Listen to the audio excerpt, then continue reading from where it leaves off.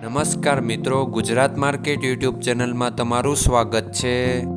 મિત્રો, આજના આ વિડીયોમાં આપણે કપાસના ભાવ શું રહ્યા છે તેના વિશે વાત કરીશું।